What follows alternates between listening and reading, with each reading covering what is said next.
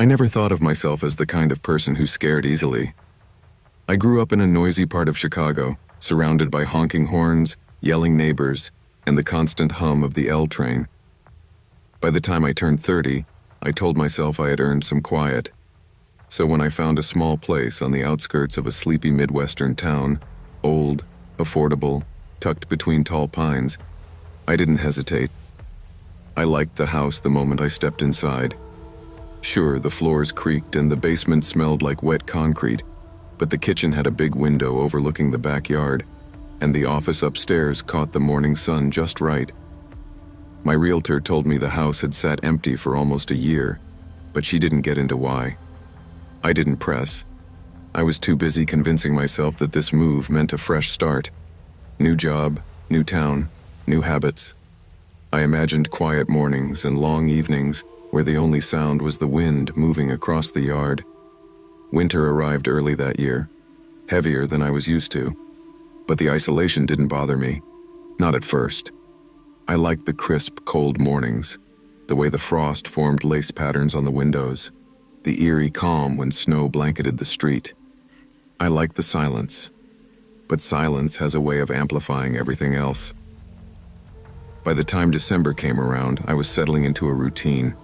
Work late, brew too much coffee, stare out my office window at the dull glow of the street lamp across from my house. That night, the night everything changed, the storm was louder than usual. The kind of storm where the wind didn't just whistle, it pressed against the house like it wanted to come inside. I had no idea something else already had. It was just past 1:30 a.m. when I first saw the light, not the street lamp. Something smaller, thinner, moving in a slow arc along the fence line. At first I thought it was a trick of the snow, but the movement was too steady, too intentional. Someone was out there. I leaned closer to the window, trying to figure out which neighbor would be wandering through my backyard during a storm like this. There weren't many homes nearby, and none close enough for someone to accidentally walk onto my property. The beam suddenly jerked upward, straight at my window. I stumbled back, heart pounding so hard the sound of it drowned out the wind. The light hovered for a few seconds, like the person holding it was deciding something. And then, just as abruptly, it disappeared. I tried to shake off the dread tightening around my chest. Maybe it was a utility worker, I told myself. Maybe someone checking on a busted pipe or a fallen branch. But the storm raged harder, making excuses harder to cling to. Around 2 a.m., the house began popping and cracking in ways that didn't feel natural. Not random expansions or contractions. These were deliberate rhythms, like footsteps testing each wooden plank. I held my breath and listened. Then something slammed downstairs. Not a thud, a slam. Sharp enough to rattle the picture frames. I grabbed my flashlight and started down the stairs. Halfway down, every light in the house died at once. Not flickered. Died. Total darkness fell so thick I couldn't see the steps below my feet. The storm couldn't have killed the power that fast. Not like that. Somewhere below, just barely audible over the storm, someone breathed. Slow and steady. That was the moment I knew I wasn't alone. I stayed frozen on the staircase, gripping the rail so tight my knuckles hurt. The sound from below wasn't the house settling. It wasn't the wind. It was breathing. Controlled. Intentional. Human. My throat tightened as I tried not to make noise. Then something brushed against the bottom steps. A hand. I could hear the faint slide of skin on wood, like someone guiding themselves up the stairs one careful inch at a time. I moved backward, step by silent step, until my heel touched the landing. I slipped into my bedroom and crouched behind the bed. My heart felt like it was punching through my ribs. The darkness didn't help. It felt like the whole house had been swallowed. I heard the intruder move with unsettling familiarity. Whoever it was knew the stairs, knew which parts creaked and which didn't. They ascended slowly, confidently, as if they'd climbed these stairs 1,000 times. When they reached the top, they paused. I clamped my hand over my mouth, praying they couldn't hear me breathing. The floorboard outside my bedroom door whispered under their weight. They were right there. I waited for the doorknob to turn, for the door to swing open, for a face, any face, to appear. But it didn't happen. Instead, they kept walking, their steps directed toward the other end of the hallway, toward my office. Why the office? Why go straight there? Something clicked inside me then. They weren't searching. They were following a route, a memorized path. This wasn't a random break-in. This was someone who knew the layout of my house. When the intruder disappeared into the office, I crawled, barely breathing, toward the window. I forced it open, feeling the icy air slice across my face. My bare feet hit the snow, sending shocks of pain up my legs, but I didn't stop. I sprinted to my car, jumped in, and peeled out onto the street. Only when I reached the end of the block did I call 911. By the time officers arrived, snow had already filled my footprints in the yard. I met them near my driveway, shivering in thin pajamas. 2 patrol cars pulled up, lights flashing against the storm like blue ghosts. Inside, the house felt colder than the outside air. The officers swept room by room, and I stood frozen in the doorway, afraid to step back inside. One of them returned after a few minutes, his jaw tight. "Who else has a key?" he asked. "No one," I said. "I live alone." "Well," he said, "someone was comfortable enough in here to walk straight to your fuse box." He led me to the basement door. The fuse panel hung open, every switch flipped off manually. There were muddy footprints on the concrete floor, long strides, confident ones, not the clumsy path of someone unfamiliar with the dark. Upstairs, they found more footprints. They traced a direct line from the staircase to my office. On my desk, the officer pointed to something I hadn't seen before. A smudge. A fingerprint on my computer monitor. Like someone had touched it while leaning in close. Then came the worst discovery. Footprints led from my office to my bedroom door. They stopped there. The officer turned to me. "You said you were hiding in the room?" I nodded. "He stood here," the officer said quietly. "Right outside the door. For a while, judging by the prints." My stomach twisted. That meant he'd known exactly where I was. Maybe he had been deciding whether to come in. One officer found something else. A set of faint boot tracks outside leading to the backyard fence. They vanished into the snow beyond. "Looks like he left on foot," another officer said. "Whoever he is, he didn't panic. Didn't rush." Of course he didn't. He knew the house better than I did, and that was the detail that never stopped haunting me. The police asked the usual questions. Had I noticed anything missing? Had I seen suspicious people in the neighborhood? But I kept circling back to the same thought. How did he know the house so well? The next morning, after the storm finally eased, an officer returned with information. "We did some digging," he said. "Your house was owned by a man named Carter Hayes before the bank foreclosed on it. He disappeared a year ago. Locals said he was off, spent most of his time alone, had a reputation for watching people." "Watching people?" I repeated, uneasy. "He didn't like that the house was taken from him," the officer continued. "We think he may have been coming back, maybe more than once." The idea that someone had been slipping in and out before I moved in made my skin crawl. Suddenly, the little things clicked. The occasional draft, the feeling of being watched in my own office, the mysterious scratches on the basement door, the faint smell of cologne I could never explain. Maybe he'd been inside the night before. Maybe he'd been inside many nights before. The officer tried to reassure me, but what comfort could he offer? They hadn't found him. I doubted they ever would. And every creak, every shift in the house afterward made my pulse jump. I moved out 2 weeks later, left behind more than furniture, left behind the version of myself who believed quiet places were safe. Now I check every lock twice.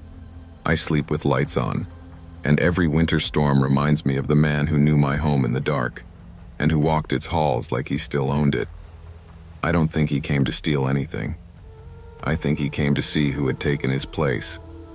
No matter how peaceful a place seems, never ignore your instincts. Safety isn't just about locked doors. It's about being aware, cautious, and trusting the quiet warnings your mind gives you before danger becomes visible. I've always believed that starting over requires a clean break, but I never expected mine to take the shape of a small 1960s rental sitting on the outskirts of Duluth. After my breakup with Matt, loud, messy, and the kind that leaves your pride scattered across 3 counties, I wanted quiet. Real quiet. So when my coworker mentioned her aunt's old place available for cheap, I didn't hesitate. The house wasn't pretty in any modern sense. Faded yellow siding, a sagging porch step, and windows with stubborn drafts. But it had privacy, and that was enough. My dog, Hank, a heavy German Shepherd mix, adjusted faster than I did. He liked the big fenced yard and the quiet gravel road that wound through leafless trees. Most nights I'd sit on the couch with a blanket and a mug of peppermint tea, letting the silence feel like healing instead of punishment. By January, the cold settled in for good. Duluth cold isn't polite. It squeezes itself into the seams of your jacket and takes your breath away. Still, the house felt like a place I could rebuild myself, slowly, piece by piece. I didn't tell many people how lonely I really was, how the nights stretched long, how the breakup still replayed in my head like a bad movie. But there was something strangely comforting about the creaks and groans of an older home settling against the winter wind. It felt lived in, familiar, safe, even. I believed that right up until the Tuesday night when the furnace stopped. The hallway went dark, and every quiet thing in that house decided to become something else entirely. It was just after 11 when it happened. I was wrapped in my worn fleece blanket, half watching a true crime documentary I'd already seen twice, when the furnace cut out mid-cycle. Not powered down, stopped. The sudden silence hit like a slap. Even Hank lifted his head, ears high, eyes alert. Probably the filter again, I muttered, trying to sound casual. But Hank didn't buy it. He stood up on the couch, rigid, staring down the hallway like he'd spotted something I couldn't. Then he growled, low, steady, the kind that vibrates through the floorboards. "Hank, hey, it's fine." It wasn't. I muted the TV and listened. The house ticked and settled like always, until I heard it. A soft shuffle, like someone dragging a bare foot across carpet fibers. Slow, deliberate. Cold prickled the back of my neck. I waited for a second sound, hoped I had imagined it. Then it came again, followed by a drawn-out exhale. Too human to be the furnace and too close to ignore. I grabbed my phone and tried calling my sister. The call failed. Tried again. Failed. My service bars flashed full, then suddenly dropped to 0. No service. "What is happening?" I whispered, more to myself than anything. The hallway darkened unnaturally, shadows stretching in ways shadows shouldn't. Then I saw it, a faint pale glow near the far bedroom, low to the ground, about ankle height. It moved, slow and steady, turning the carpet fibers silver as it slid forward. Hank backed into me, trembling. That was when every instinct in my body screamed, "Someone is here who shouldn't be." I took a step back, bumping into the edge of the coffee table. My breath caught as the glow brightened, outlining what looked like bare feet. Long, narrow, unnaturally pale. Above them, the hem of something fabric. A nightgown, maybe. Something old-fashioned. "Hello?" My voice cracked. "Who's there?" No answer, just the whisper of fabric brushing carpet. I retreated toward the front door, keeping my eyes fixed on the hallway. My fingers fumbled at the deadbolt. It jammed halfway, like something inside the mechanism resisted. Come on," I whispered through clenched teeth.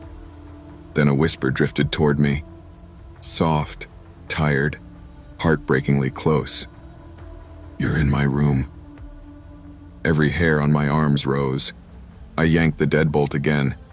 It didn't move. Behind me, Hank barked. Sharp. Panicked. Nothing like his usual bark. I spun around just long enough to shove my shoulder against the door. The metal finally gave way with a clunk, and icy air rushed inside. I didn't think. I ran, barefoot into the snow, cold biting instantly into my skin. Hank bolted beside me, both of us slipping down the porch steps. I sprinted to my car, fumbling with the keys, crying without realizing. Behind us, the house stood dark except for that faint glow still floating halfway down the hall. I got the engine started and tore down the driveway, gravel popping under the tires, adrenaline drowning every thought except go. I didn't stop until I reached the bright fluorescent safety of a gas station on the highway. Only then did I let myself breathe and start shaking all over. The night clerk took one look at my bare feet and called the police before I even finished explaining. Hank sat pressed against my leg, still trembling, still staring at the doorway as if he expected something to follow us. 2 officers arrived within 20 minutes. Officer Keller, tall and soft-spoken, asked me to walk him through everything. I'll never forget how he paused when I said the words bare footsteps and whisper. Not disbelief. Concern. You didn't see a face? He asked. No, just the bottom half. And the glow. He exchanged a look with his partner, a quick, subtle glance that unsettled me more than I expected. All right, we'll go check the house. You stay here with the clerk. Watching their cruiser lights disappear into the snowy dark felt like handing over my last bit of courage. I wrapped my arms around myself, trying to stop shaking. Hank whined softly, resting his head in my lap. It felt like an hour before they returned, though the clock said 20 minutes. Officer Keller stepped inside with snow dusted across his shoulders. There's no intruder, he said gently. All doors locked. No signs of forced entry. My stomach dropped. But I heard. No, I saw. I believe you heard something. He hesitated. But there was one thing we did find. My heart hammered painfully. What? He pulled off his gloves, voice low. Footprints. Wet ones. Human-shaped, but not right. Not right how? Too long. Too narrow. And the temperature in that hallway was 20 degrees colder than the rest of the house. I went cold all over. So what do I do? He looked at me with a softness I didn't expect. You don't go back there tonight. Maybe don't go back at all. I stayed at a motel that night, Hank curled beside me like a living shield. I barely slept. Every time I closed my eyes, I saw that pale glow sliding toward me, heard the whisper telling me I was in her room. By morning, the police had arranged for me to collect my things in daylight, with an officer escorting me. I felt embarrassed needing the help, but the moment we stepped inside, I knew I couldn't have done it alone. The hallway carpet was still damp in distinct footprints, long, narrow, arched strangely, almost like someone who had never quite learned to walk right. The air temperature dipped with every step we took toward the bedrooms. Officer Keller watched me pack. You're making the right call, he said. This house has history. What kind of history? He hesitated, then sighed. Former tenant died here. Woman in her 70s. Lived alone. She was confused near the end. Used to wander at night, thinking people were in her room. She passed in the hallway. I felt a chill seep into my spine. She wasn't dangerous, he added. Just lost, confused. But sometimes these old places hold on to things. I nodded, throat tight. I don't think she meant to scare you, he finished. But staying here won't help you heal. He was right. Moving out felt like reclaiming something. My safety, my sanity, my future. I found a new place within 2 weeks, a sunny apartment downtown where Hank naps by the window and the walls don't whisper at night. I never drove back down that gravel road again. When life forces you to start over, trust your instincts, even the fearful ones. Safety isn't just about locking doors. It's about recognizing when a place, situation, or person no longer supports your peace. Walking away isn't weakness. Sometimes it's survival. I've always loved winter road trips. There's something peaceful about being alone on an open highway with nothing but engine noise and the radio crackling its way through static. But last December, peace was the last thing I found. I'd been driving from Washington to Idaho to spend Christmas break with my cousin. Finals had drained me, and the idea of a quiet week away from campus sounded perfect. By the time I hit rural Idaho, snow had swallowed the road so completely that the landscape turned into one endless white blur. The painted lines were gone, the guardrails looked like vague shadows, and my wipers had been fighting for their lives for hours. I slid twice on black ice, full sideways skid, each one sending a jolt of adrenaline that made my hands shake for minutes afterward. I told myself I'd pull off at the next gas station or rest stop, but those things become rare once you're deep enough into nowhere. I was starting to wonder if I'd misjudged the route entirely when a flickering neon sign materialized through the snow. Starlight Diner, the S half dead, the light buzzing like a mosquito. Civilization, or at least heat and coffee. Inside, it was quiet. Too quiet for a place meant to be a safe stop. A young cook leaned against the counter cleaning a knife that didn't look dirty. A woman in her late 30s poured coffee like she needed it more than oxygen. A pale, thin man sat in the booth furthest from the door, his eyes fixed on the windows rather than the room. No music played, no television, just the hum of the neon outside. Something about their silence made me pause, but exhaustion won out, and I took a seat, praying the warmth would clear my head. I had no idea what waited in that storm outside. For the first 10 minutes, nobody talked. The cook muttered a half-hearted "evening," and the woman gave me a soft, nervous smile as she topped off my mug. But the man in the back booth, he didn't even acknowledge me. Pale face, hollow cheeks, unmoving. His hands rested on the table like they were bolted in place. I tried to shake off the tension. People get weird during storms, I told myself. Maybe they were worried about the roads or power outages. Still, the quiet pressed hard on my nerves. After a while, the woman finally said, "Rough out there, huh?" "Like driving through milk," I joked weakly. The cook chuckled without humor. "Storm like this, you should have stopped earlier. Folks get stranded out here." The pale man never moved, didn't sip his coffee, didn't blink much. He only stared at the windows like he was waiting for someone to appear. I tried not to stare, but he made it impossible. Every minute or so, his neck twitched. Just a small movement, but enough to make my stomach flip. Then a trucker stepped in, stomping the snow off his boots. "Hell of a storm," he said. "You folks know if there's a motel nearby?" The pale man's head jerked at the sound, and he stood up so fast his chair screeched across the floor. He didn't speak, didn't look at anyone except the trucker, and then he walked out the front door. No coat, no payment, no hesitation. "What the hell?" I whispered. The cook let out a long breath, his shoulders dropping like he'd been holding them tense for hours. "Thank God," he muttered. The woman shot him a warning look. I didn't understand their reaction then. I would soon. 20 minutes passed. The trucker finished his coffee, thanked the woman, and pulled his coat tight before heading back outside. He'd barely closed the door when the woman frowned. She kept glancing out the window, chewing her lip. "Something wrong?" I asked. "It's nothing," she said, though her eyes said otherwise. Another 5 minutes crawled by. Then she suddenly set her mug down and rushed outside. Through the window, I saw her run into the swirling snow and disappear behind the corner of the building. A few seconds later, she stumbled back inside, face pale as the frost on the windows.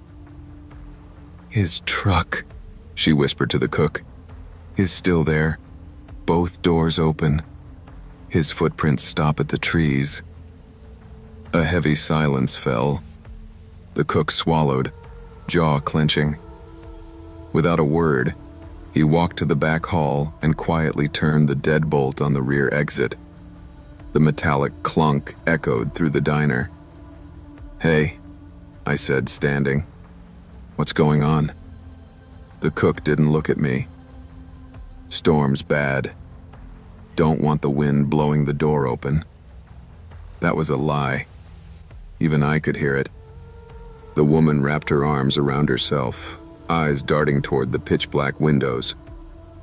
"He shouldn't have gone out alone," she murmured. "Storms bring out things." "What things?" I demanded. Before she could answer, the lights flickered. Once, twice. Then everything dimmed to a dull glow. The cook cursed under his breath. "Fuse box again. I'll check it." He grabbed a flashlight and pushed open the storage room door.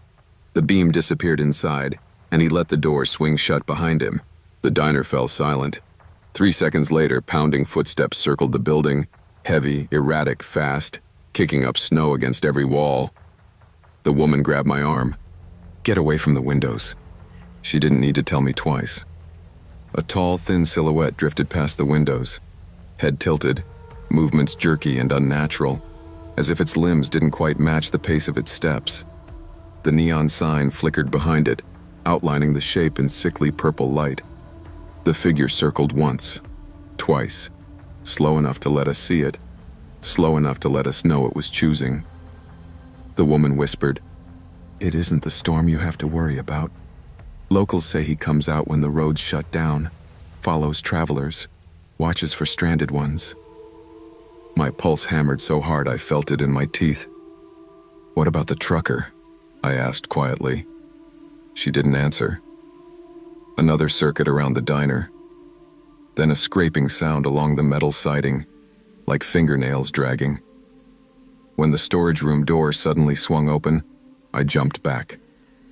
The cook was gone. His flashlight lay on the floor, still on, pointed toward the back exit, the same door he had locked minutes earlier. Snow blew in through a gap, the lock dangling useless from its hinge. "You wouldn't go outside?" the woman whispered. "Not him. Not now." A cold dread settled into my bones. Something had taken him. We backed into the restroom, the only room without windows, and shut ourselves inside. The woman held the door handle with both hands while I turned off the lights. For several minutes, something moved in the hallway. Slow, scraping, dragging movements against the walls. Then the gentle rattle of the bathroom doorknob. Once, twice. Then a long, deliberate pause. We didn't breathe. And then, silence. Hours passed like frozen molasses. When the storm finally eased near dawn, the woman whispered, "We have to go. Now." We cracked open the door, both of us trembling, and slipped into the hallway. The diner looked like a crime scene. Snow drifted through the back door, forming a small pile. Footprints, too long, too deep, trailed through the kitchen and then out into the forest. Not human, not natural. Outside, wind bit at our faces as we ran into the gray morning light. 3 vehicles sat abandoned in the lot. The trucker's rig, the cook's old sedan, and the pale man's station wagon. None had been touched. Snow had buried their windows. "Don't look at the trees," the woman warned. But I did. Halfway between the pines, a tall figure stood barely visible, head tilted, still as ice, watching. Police arrived an hour later. Their tracks filled the lot. Their radios crackled with disbelief. They searched the forest, combing through the snow until one officer shouted. A body, half buried near the tree line. Not the cook, not the trucker. The pale man. The officer said he'd been dead for hours. long before he had walked out of the diner. I didn't believe it then. I'm not sure I believe it now. The other two men were never found. Every winter since, the first snowfall brings back the memory of that silhouette drifting past the windows of the Starlight Diner, that quiet hum of the doorknob turning, that feeling of being watched, not by something human, but something patient, something that waits for storms, something that follows travelers. When your instincts tell you something is wrong, listen. Survival often depends less on courage and more on awareness, and knowing when to leave before danger steps out of the shadows. I picked up food delivery during winter break from college because textbooks don't pay for themselves and my car insurance was overdue. Again. Most nights were easy. Pizza runs, late-night tacos, suburban houses with glowing porch lights. Nothing special. But winter in my town hits hard. The kind of cold that makes your breath feel like broken glass. The kind of cold that makes people tip well because they know you're suffering. That night started normal enough, aside from the temperature dropping fast. 0 degrees, maybe lower with wind chill. My phone buzzed as I sat in a parking lot warming my hands over the car heater. It was a huge order. 4 entrees, 2 soups, 3 sides, from an address miles outside the main town. The payout made my eyebrows jump, enough to cover half my insurance bill. I accepted before I thought twice. The restaurant workers even joked about it. "Big family dinner?" one asked. "Or a party," another said. But something felt off about the address, just a set of coordinates more than a normal street.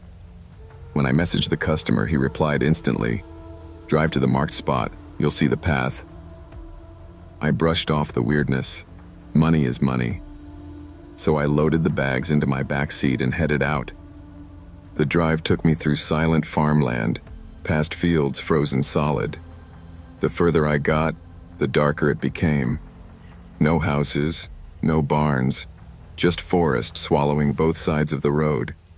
When my GPS announced I'd arrived, my headlights revealed nothing but a narrow path half buried in snow, vanishing into pitch-black trees.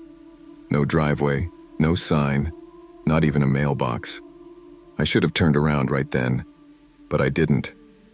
I called the customer to confirm, mostly because I needed reassurance that I wasn't about to deliver dinner to a moose.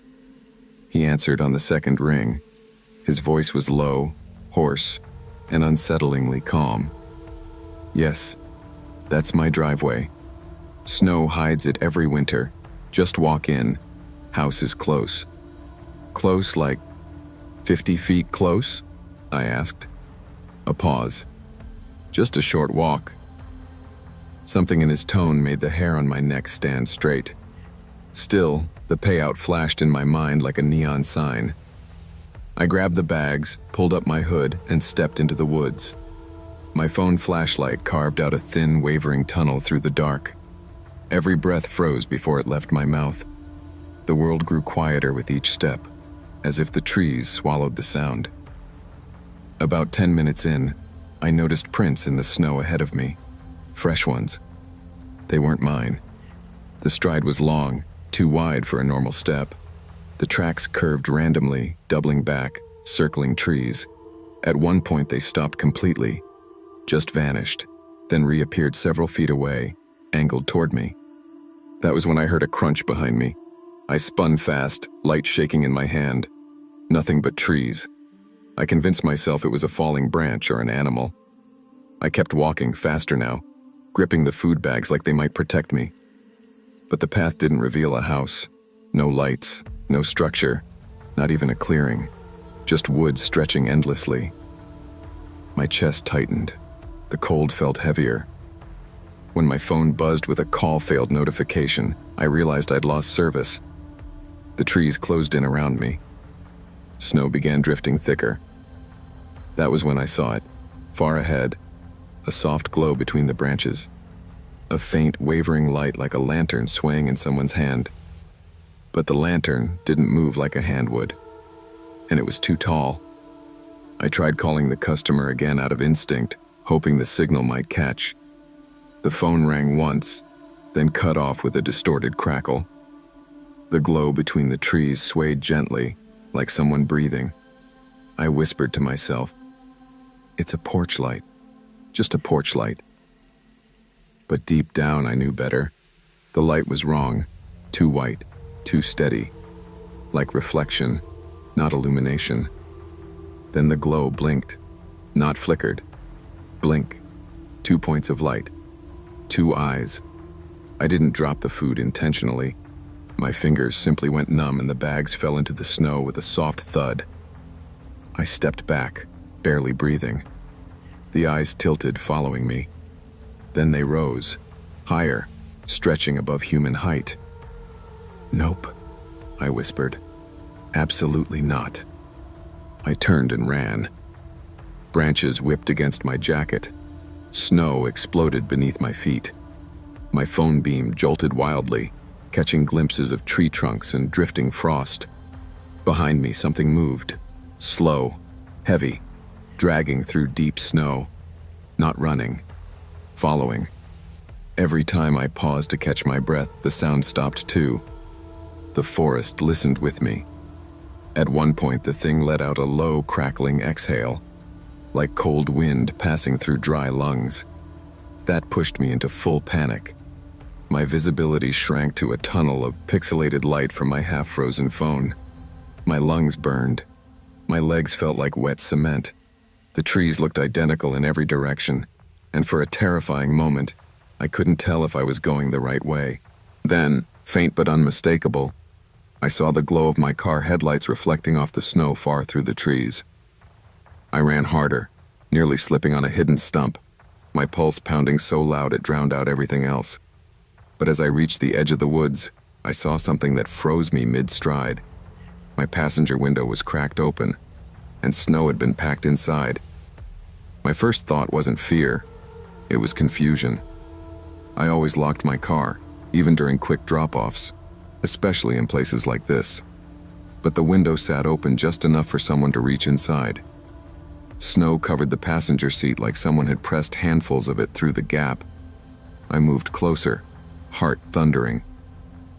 That was when I noticed the front tire, shredded, not punctured, torn. Ribbons of rubber curled outward like something had clawed it. "It followed me out here," I whispered. Behind me, the dragging footsteps emerged from the woods again. Slow, intentional. I scrambled into the driver's seat, slammed the door, and turned the ignition. The engine roared like salvation. The slashed tire thumped and jerked, but the car lurched forward anyway. Branches scraped the sides as I accelerated wildly, refusing to look in the rearview mirror. I didn't want to see what might be there. The road back toward town felt endless. The rim spat sparks on the ice, the steering wheel vibrated violently, and the car groaned with every second I forced it forward. But stopping was not an option. By the time I reached the gas station on the edge of town, my hands were trembling so badly I could barely dial the police. The clerk took one look at me and brought over a blanket without saying a word.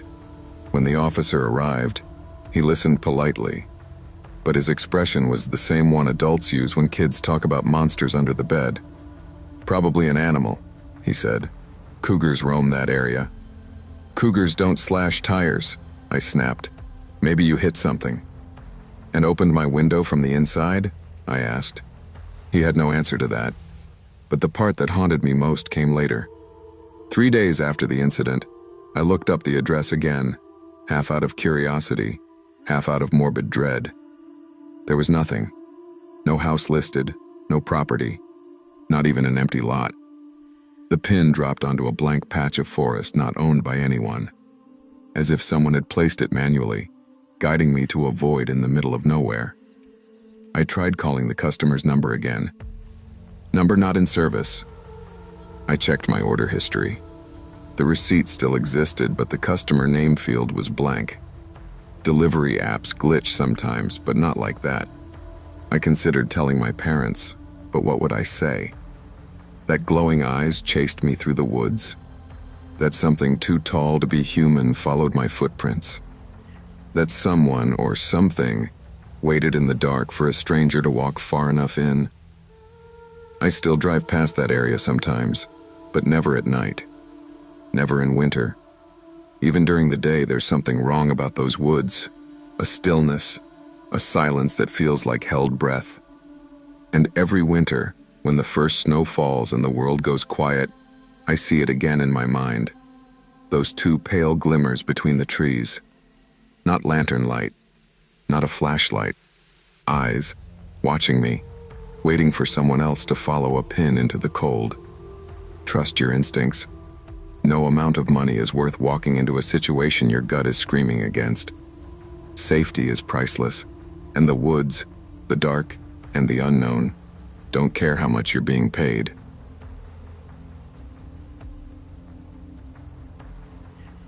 People always say nothing happens in rural Indiana. That's partly why I agreed to house sit for my aunt. A quiet weekend in a peaceful town sounded like exactly what my brain needed after grinding through the winter semester. My aunt's place sat at the edge of an enormous cornfield, the kind that feels endless even in February when nothing's growing. Just rows of broken stalks poking through snow like brittle bones.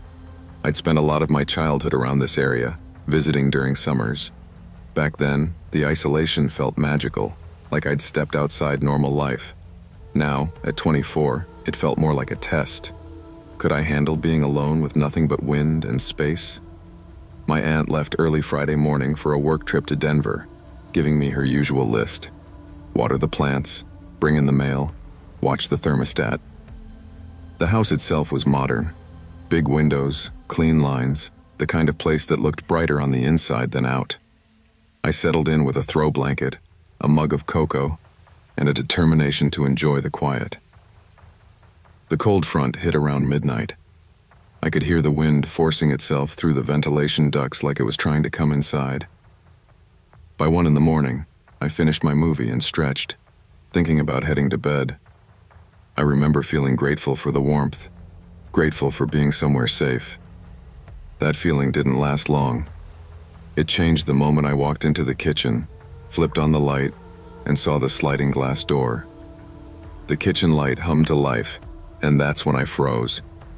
The huge sliding door facing the backyard was fogged completely white, except for one small, perfectly clear circle at eye level, like someone had pressed their forehead directly against the glass just minutes earlier.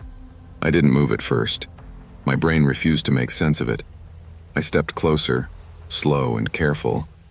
Smudges streaked down the glass beneath the clear circle, thin, uneven lines that looked disturbingly like finger trails. "Hank, did you do that?" I whispered, even though the only pet in the house was my aunt's old tabby cat, who couldn't reach that high even if she stacked kitchen chairs. I leaned in just enough to see my own reflection. The circle was too precise, too defined, as if someone had stood there for a long time, breathing against the window.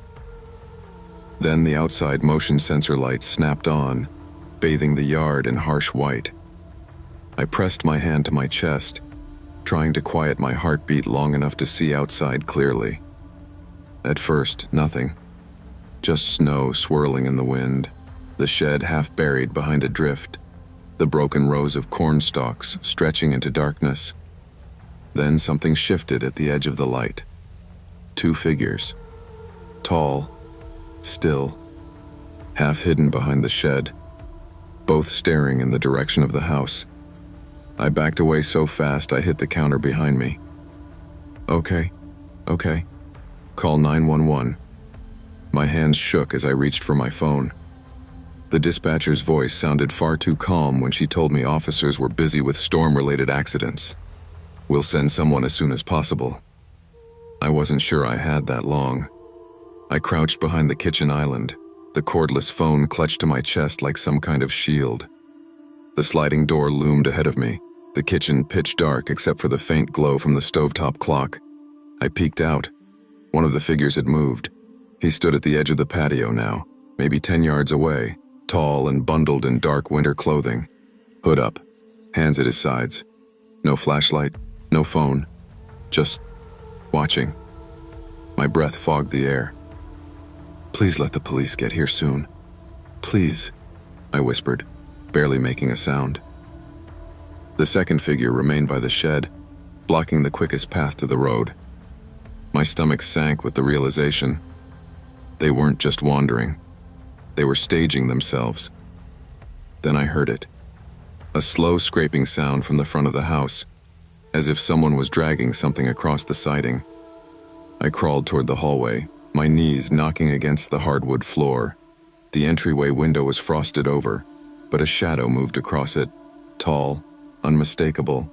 Someone was at the front door. The doorknob jiggled. My pulse slammed in my ears. I scrambled back toward the laundry room, the only space in the house with no exterior windows. I closed the door softly, praying the hinges wouldn't squeak. Outside, I heard tapping, windows being tested, soft thumps along the siding, footsteps circling. They moved with purpose, mapping the house from every angle. It felt like the walls were shrinking around me, like the quiet house I'd trusted had turned into a trap. And all I could do was wait. Those 15 minutes stretched into something indescribable, an empty, suffocating quiet punctuated by sounds that didn't belong. Slow footfalls on the deck, the rhythmic tapping on the sliding door, a low hum, like someone murmuring just outside the frame of the house, the kind of sounds that make your body react before your mind does. I held the cordless phone so tightly my knuckles ached. Every nerve in my body was begging to run, but there was nowhere safe to go. The men outside seemed to know every exit before I did. Then, through the howling wind, I heard something else. Distant at first. Growing. Sirens. The tapping stopped. Footsteps scuffled through snow. Multiple sets. Fast. Urgent. The figures didn't bother hiding now. They were running. Not toward the road, not toward the shed, but straight into the cornfield. The police pounded on the front door a moment later. "Sheriff's Department. Aaron, you can come out." My legs barely held me as I left the laundry room. The officers swept through the house, flashlight in hand, calling clear on each room. When they reached the sliding door, they paused. One officer crouched down, studying the glass. "That circle. You didn't touch this?" "No," I whispered. Someone was looking inside. Outside, the yard showed nothing. The storm had eaten every footprint. "Tracks should be everywhere," the deputy said, frowning. "Even in snow like this." "They ran into the cornfield," I insisted. He shook his head. "We checked. Couldn't find so much as a broken stalk." The empty yard felt like a threat all by itself. I didn't sleep at all that night, even with 2 officers parked outside until sunrise. My body felt wired, like fear had settled deep in my bones. I kept replaying the image of that clear circle on the glass, so perfect, so human, so close. The next morning, my aunt flew home early. The moment she hugged me, I broke down, all the adrenaline I'd held inside spilling out in one overwhelming rush. "You're not staying another night here," she said immediately. "Absolutely not." I packed my things with shaky hands. Every window felt like a set of eyes. Every shadow felt too deep. Even the daylight couldn't soften the memory of those figures watching from the yard. A neighbor stopped by later that afternoon, having heard the police were out the previous night. He was an older man, soft-spoken, the kind who'd lived beside that cornfield his whole life.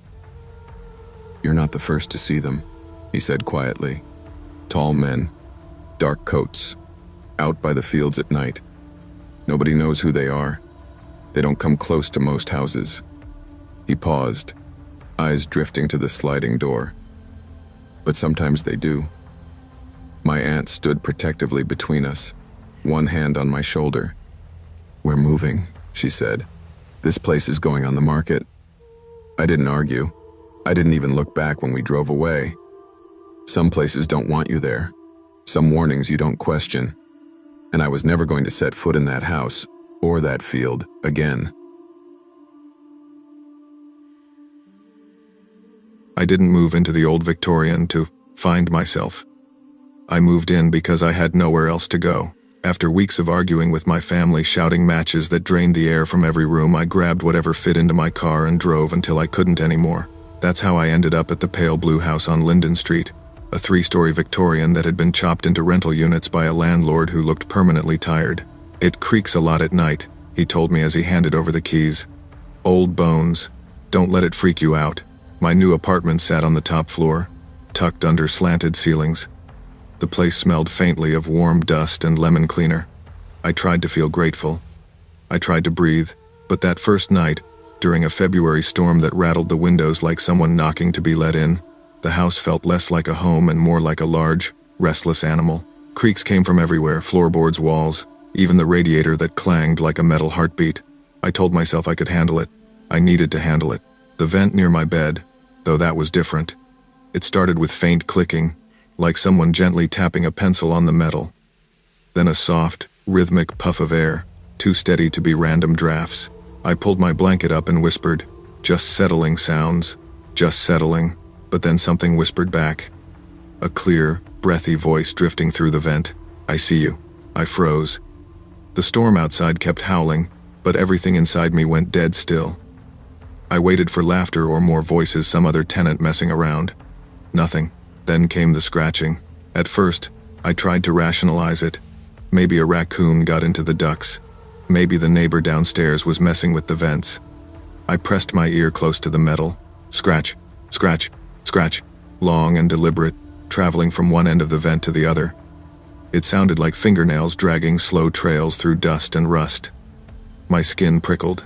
"Knock it off," I shouted, and smacked the vent with my palm. Silence. I exhaled shakily and climbed back into bed, angry at myself for getting spooked so quickly.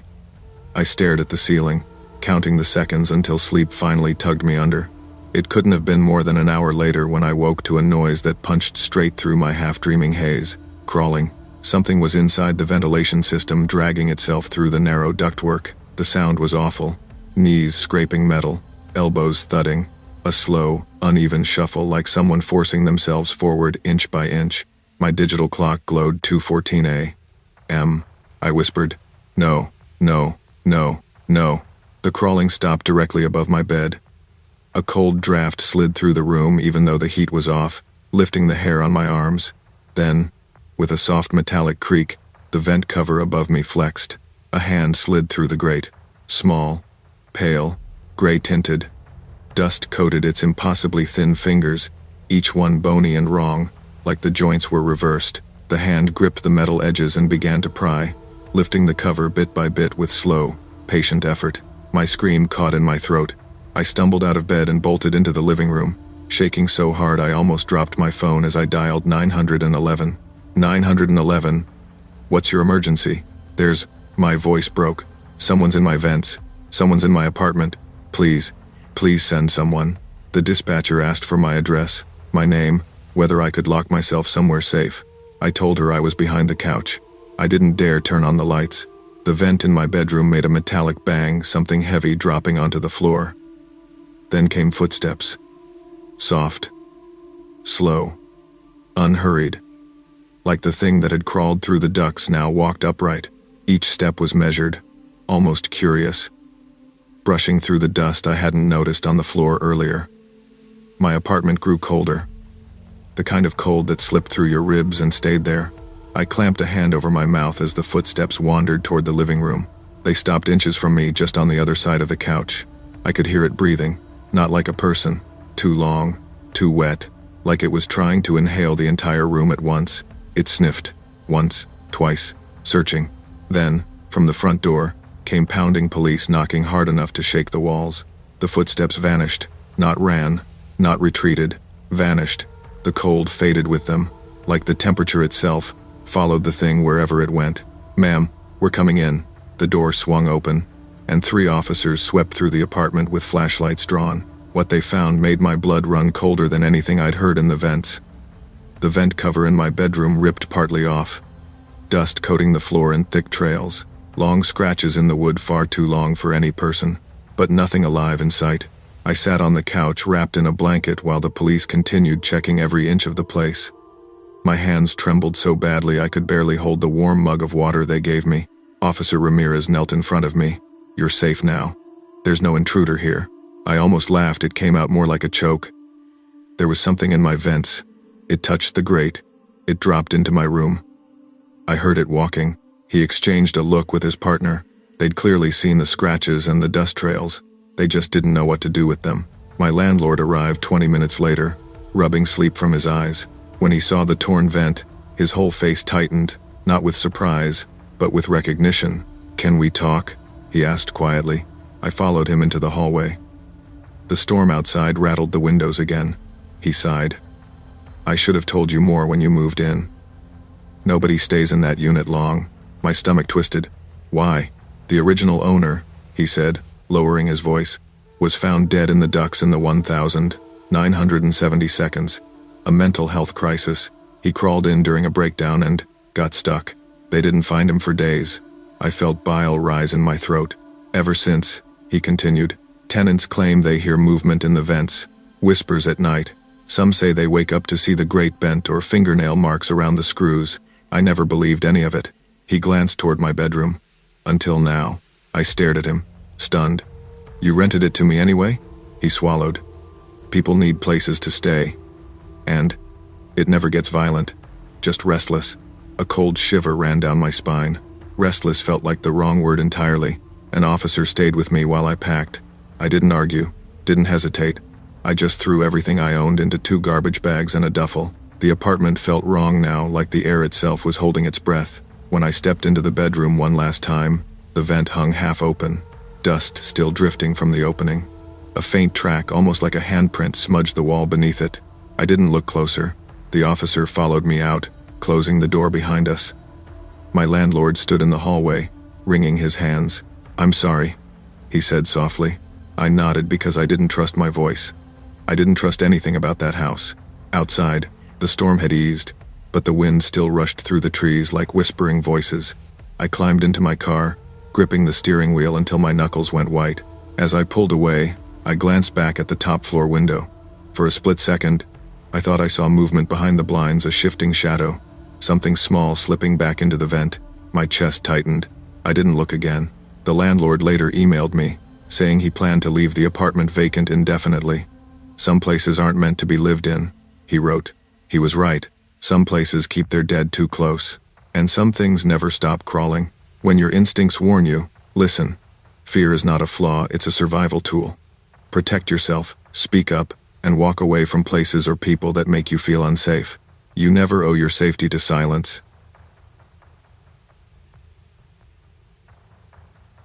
When I first moved into the cabin, the silence felt like a blessing.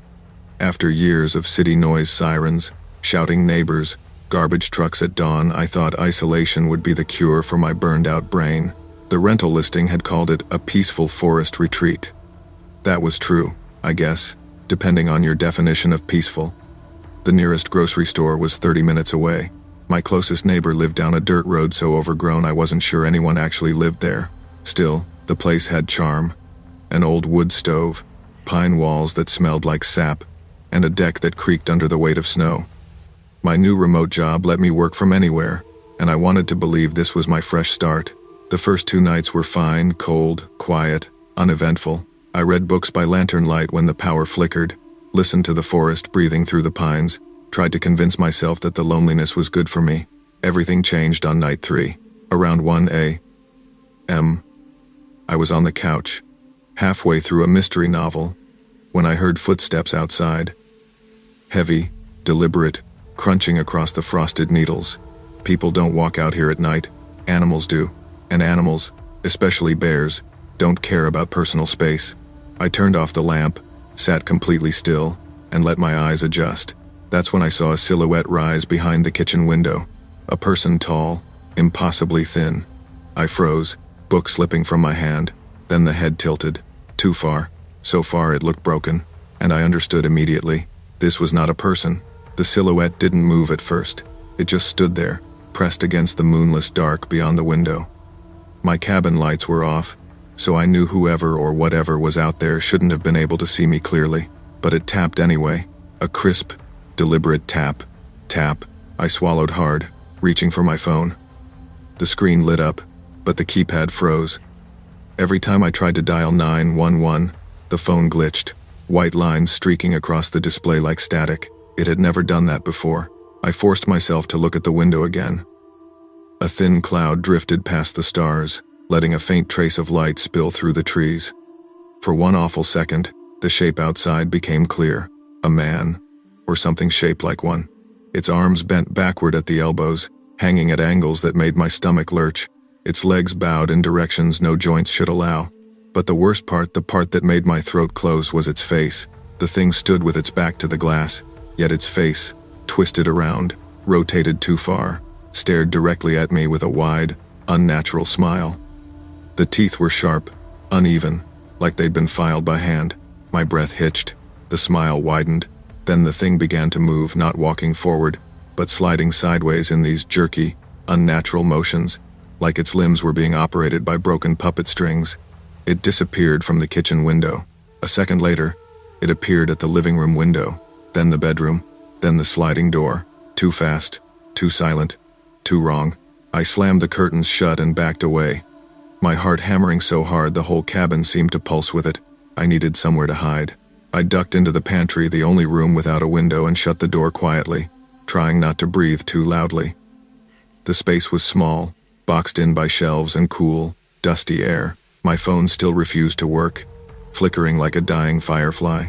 Outside, the creature dragged something sharp along the cabin's siding, scratching slowly, testing the walls.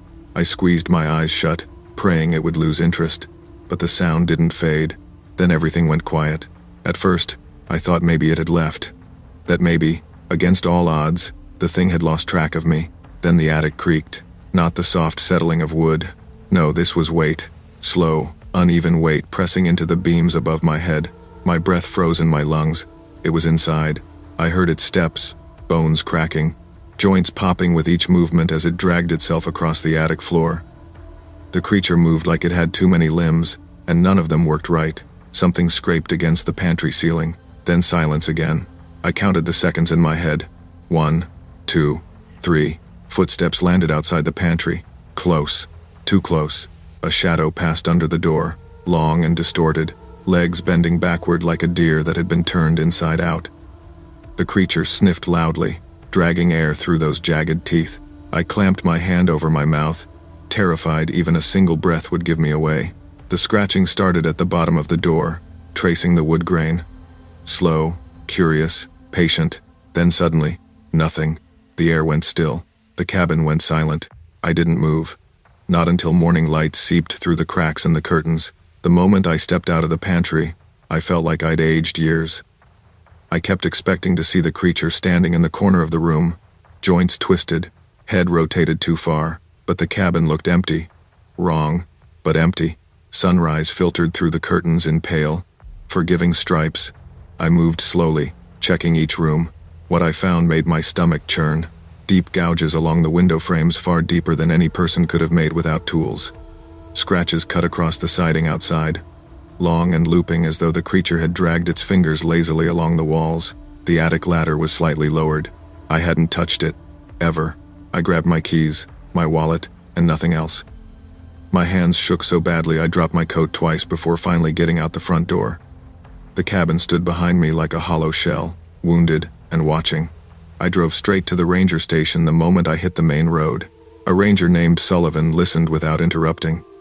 When I finished, he rubbed his jaw and said, "Locals have seen something out there. Tall, wrong-looking, walks strange." My skin prickled. "You're not the first," he added quietly. He didn't look surprised, just tired.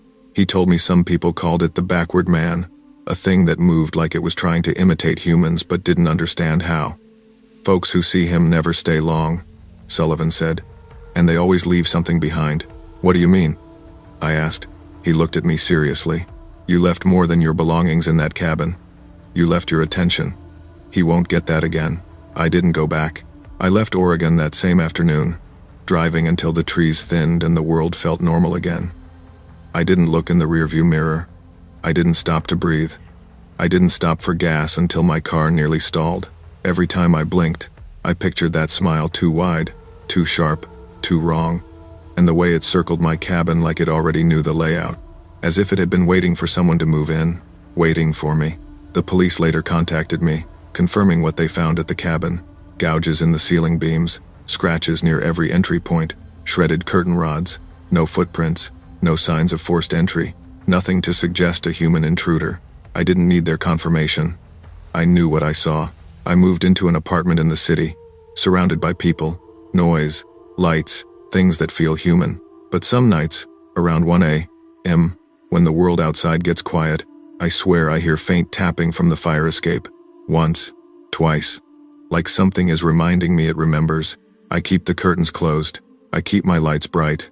And I never, ever, look out the window after dark. Some things in the woods aren't meant to be seen, and some things don't forget the people who see them. My name's Jordan, and until last winter, I worked the 11 p.m., 7 a.m. shift at a Walmart in rural Nebraska. People joke that the night shift is easy, just restocking shelves and dodging the occasional weirdo at 3 a.m. But the truth is, something happens to that building after closing. When the last customer leaves and the doors lock, the store feels too big, too hollow. Like every aisle stretches farther than it should, sounds echo wrong, shadows move in ways they shouldn't. Still, I needed the paycheck, so I learned to ignore the uneasy feeling. Most nights were nothing more than boredom, fluorescent lights, and endless carts of freight. But the night the blizzard hit, everything changed. The storm rolled in around 9 p.m., dumping snow thick enough to swallow headlights. By the time the district manager called, it was clear we weren't getting home anytime soon. "Stay put," he said. "We'll check on you in the morning." Most of the staff didn't even try to come in. It was just me, Angela, at the register, and Carl, the janitor who lived off instant ramen and conspiracy radio. "Gonna be a rough night," Carl muttered as he pushed his mop bucket toward the back rooms. Angela just shrugged, scrolling through her phone. Around 1:45 a.m., the lights flickered. Half the store went dark, leaving everything drowned in dim emergency red glow. No skylight shadows, no sense of direction, just that cavernous silence you get in places too big for 3 people. I was zoning the cereal aisle when the intercom crackled. "Jordan, aisle 4. Static swallowed the rest. Angela swore she didn't touch the system. Carl wasn't even near the registers. So who the hell said my name? I grabbed my flashlight and headed toward aisle 4. My first thought was that maybe someone slipped in before closing or hid in the bathrooms. Homeless folks sometimes tried that during storms. I wasn't scared, just annoyed, until I turned the corner. A single shopping cart sat perfectly centered in the aisle, dead center, like someone had measured the distance from each shelf. The cart was half full: paper towels, a wrench, a Christmas pillow, tortilla chips, a single baby shoe. None of it made sense together. But what froze me were the wheels. They were wet, dripping, snowmelt pooled beneath them. Nobody came in wet. The doors were locked. That cart did not belong there. I backed away and went to the nearest terminal to pull up the cameras. The feed glitched, rolling static across the screen. For a split second, just long enough to register, a tall figure stood at the very edge of aisle 4, leaning just enough around the corner that I could see the outline of a hooded head. Then the screen cut to black. "Angela, call the police," I yelled across the store. She tried. The phone line was dead. The storm had taken it out. Then all the emergency lights shut off. Pitch black swallowed every aisle. Somewhere deep in the store, something fell, then something else, then a heavy crash that rattled the metal shelves. The footsteps that followed weren't human. Long strides, too fast. Angela screamed. Carl radioed me, voice shaking. Something knocked over the mop bucket. "I think there's someone back here." Then the intercom clicked again. "Jordan. Behind you." I spun around so fast I slipped on the tile. No one was there, but we were not alone. My flashlight beam shook as I swept it across the cosmetics aisle. At first, I thought my eyes were playing tricks on me, but no. A tall figure stood at the far end of the aisle, motionless, wrapped in a dark parka that sagged strangely, as if the person inside wasn't shaped the way a person should be. The hood hung low, too heavy, as though something weighed it down. He didn't move, didn't even sway. He just stood there watching me. "Sir?" I whispered, even though every instinct screamed to run. When lightning flashed through the front doors, the whole store lit up for half a second. That second was enough. The figure was now 15 feet closer. Same posture, same stillness. But the hood tilted, and inside it wasn't a face. It was a smear, like someone had dragged a wet cloth across a photograph, just dark pits where eyes should be, glistening like something alive inside them. I stumbled backward. Angela, Carl, get to the dairy cooler now. We ran. The footsteps behind us didn't sound like running, they sounded like sliding.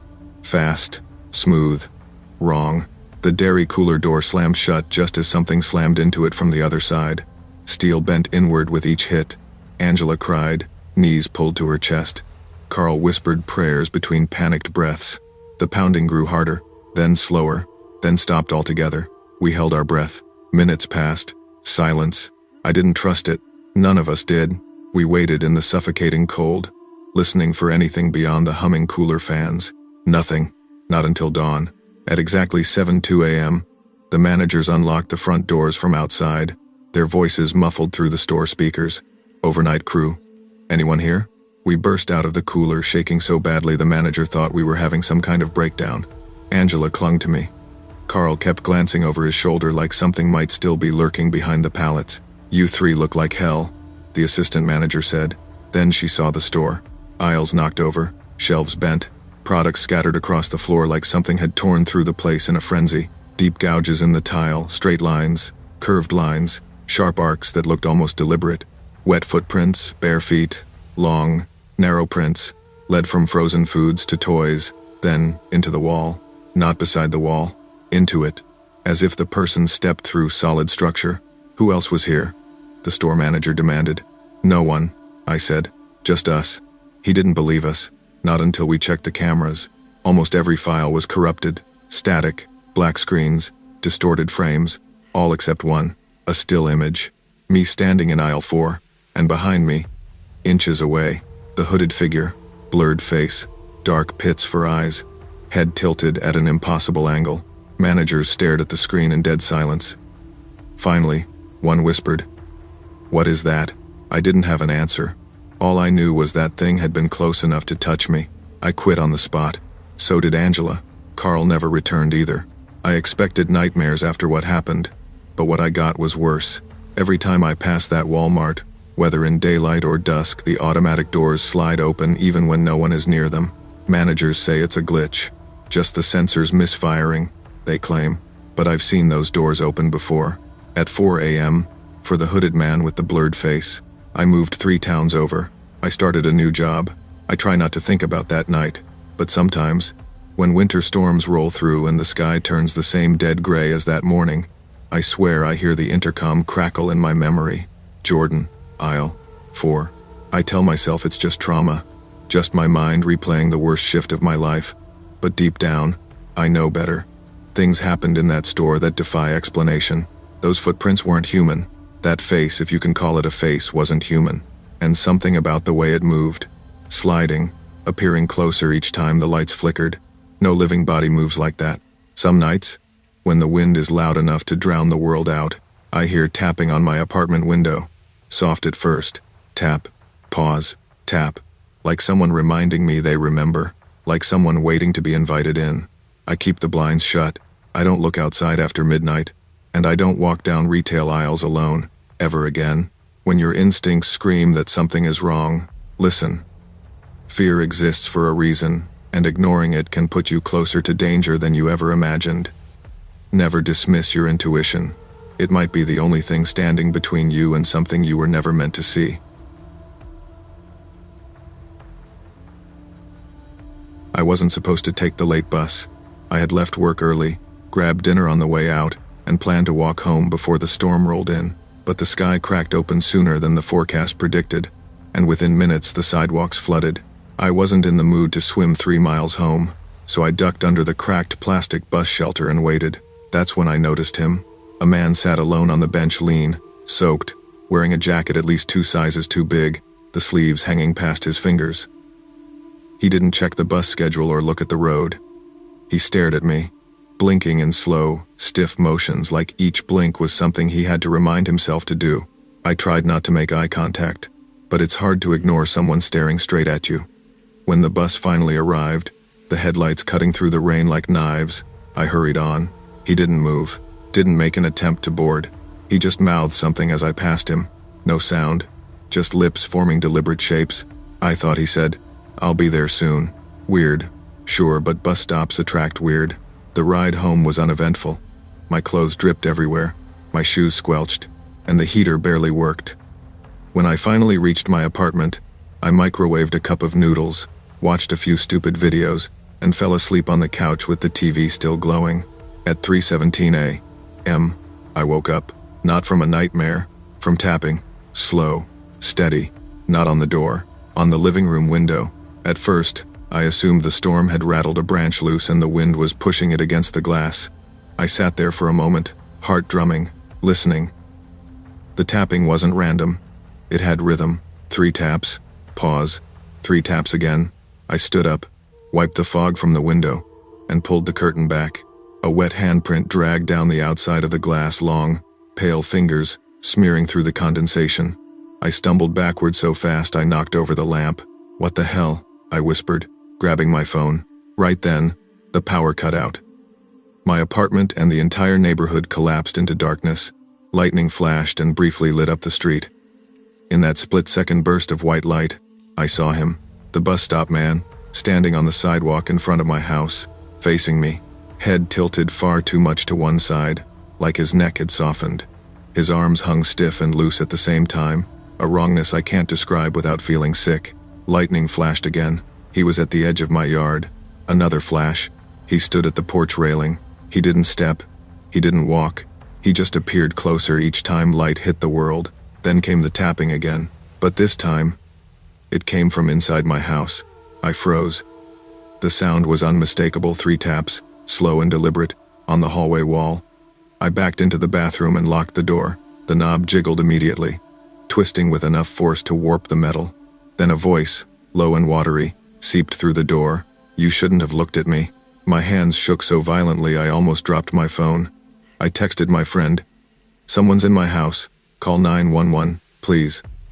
My battery was at 12%, sinking fast. The doorknob twisted again. This time it creaked, metal bending like soft clay. I grabbed a towel bar, pathetic as a weapon, but better than nothing, and backed onto the counter. My reflection in the mirror behind me looked like someone else. Eyes wide, hair sticking to my forehead, breath fogging the glass. Then the sound changed. Slap, slap, a wet dragging noise on the floorboards, something thick and heavy moving along the hallway. I pressed my ear to the door as lightly as I could. Drip, drip, water. Or something like water. Then I saw it. A dark, wet puddle seeping under the bathroom door. It didn't spread like normal liquid, it slid, inching inward like it had a purpose. "No, no, no," I whispered, pulling my feet up as the puddle reached the base of the cabinet. It pooled beneath me, moving as if tasting the air. Sirens finally cut through the storm outside, distant but approaching. The puddle quivered, then slowly drained backward, pulling itself away from the door. The footsteps returned, wet, dragging footsteps moving down the hallway. When the police burst through my front door minutes later, everything went dead silent. They found the back door wide open, rain pouring in, but no footprints, no intruder, just that puddle, evaporating before our eyes. And on the bathroom floor, a soaked bus ticket with a time written on it, 3:17 a.m. tomorrow. I didn't even pack properly. The officers told me it was probably a break-in, that my fear made things seem worse, but they couldn't explain the handprint on the window, or the puddle under the bathroom door, or why I kept smelling rainwater inside my apartment long after it dried. "I'm not staying," I said. "Not after that." One cop nodded like he understood. The other didn't. They offered to patrol the area overnight, but I wasn't sticking around to test fate. I speed-packed a duffel bag, grabbed my wallet and keys, and got into my car. The storm had calmed, leaving everything shiny and black under the streetlights. Before I pulled away, I looked toward my porch. For a second, I could have sworn someone was standing behind the railing, half hidden in shadow. I floored it out of the neighborhood. I crashed on my cousin's couch that night. She kept asking what happened, but I just said, "Someone followed me home." It wasn't a lie. I just didn't tell her he wasn't exactly alive. At 3:17:01, I lay awake on her couch listening to the hum of her fridge. No tapping, no footsteps, no puddles sliding under doors. But as I stared at the ceiling, I felt something sinking into my chest. A sense that the world had tilted, that whatever I'd seen wasn't finished yet. The bus ticket weighed heavy in my pocket. I took it out, The ink had changed. Below 3:17 a.m. tomorrow, another line had appeared. New stop. Wherever you hide. I dropped the ticket and didn't sleep the rest of the night. The next day, I bought a plane ticket one way, as far from Nebraska as I could. I didn't go home to get anything else. I didn't return the keys. I didn't file a notice. I just left. At the airport, I kept scanning the crowd. Every tall man, every soaked jacket, every slow blink. I jumped at reflections in the glass, avoided sitting near the windows. My nerves were fried, but fear keeps you alive, at least that's what I told myself. When my boarding group was called, I practically ran onto the plane. I slumped into the seat and breathed, for the first time in 24 hours, like maybe I was safe. Then the overhead lights flickered, once, twice, the same rhythm as the tapping. I squeezed my eyes shut. It's just bad wiring. It's just your nerves. It's just, the intercom crackled. Not the flight attendant, not the pilot. A low, wet voice whispered through the speakers. I told you. I'd be there soon. I bolted upright. Passengers glanced around, confused. No one else reacted like they heard it. No one looked terrified.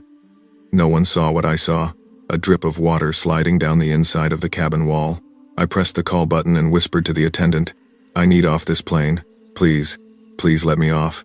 She frowned but let me leave. I didn't argue. I didn't run. I walked out of the airport and into the sunlight like I'd survived an accident nobody else witnessed. I'm still running from that night, but I never take buses, and I never look at strangers for too long. Trust your instincts. The moment something feels wrong, no matter how small, remove yourself. Ignoring fear doesn't make you brave, it just blinds you to danger. Sometimes survival depends on listening to the warnings your mind gives, long before your eyes catch up.